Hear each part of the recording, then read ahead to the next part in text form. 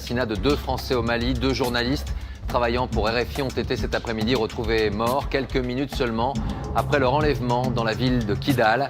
L'information a été confirmée il y a moins de 2 heures par le Quai d'Orsay. Nous retrouvons Étienne Lénart, Valérie Lerouge et Gérard Grisbeck. Autre titre ce soir, ils étaient plus de 10 000 au rendez-vous à Quimper. La colère des bonnets rouges s'est exprimée. Elle a une nouvelle fois débordé. Et revenons maintenant sur les 2 principales informations de ce samedi. D'abord, la mort de 2 journalistes français au Mali aujourd'hui. Les corps de Ghislaine Dupont et Claude Verlon ont été retrouvés quelques minutes après leur enlèvement près de Kidal, dans le nord-est du pays. Les dernières informations avec Claude Sampère. Ghislaine Dupont et Claude Verlon travaillaient tous les deux pour RFI, Radio France Internationale. Ce soir, l'émotion parmi leurs collègues est considérable.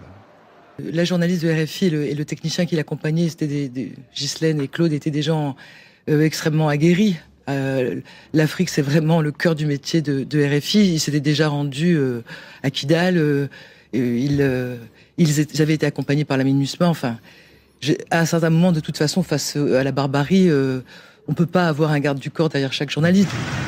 Les 2 corps des journalistes français ont été retrouvés vers 16h cet après-midi à 18 km de Kidal, au nord du Mali. En début d'après-midi, les 2 reporters se trouvaient en ville pour réaliser une interview d'un responsable touareg. Juste après l'interview, ils sont enlevés par plusieurs hommes armés, comme le raconte ce témoin. Je les ai accompagnés jusqu'à la porte pour me dire au revoir. J'ai entendu un bruit un peu insolite.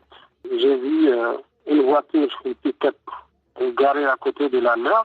Il y avait un monsieur à terre qui avait une arme. Il a immédiatement braqué sur moi et il a dit « Retourne, rentre ». Après l'enlèvement, l'alerte est immédiatement déclenchée. Un hélicoptère français se rend sur zone. Des militaires maliens et de la force des Nations Unies partent à la poursuite des ravisseurs. 1 heure plus tard, les 2 corps sont découverts dans le désert, criblés de balles.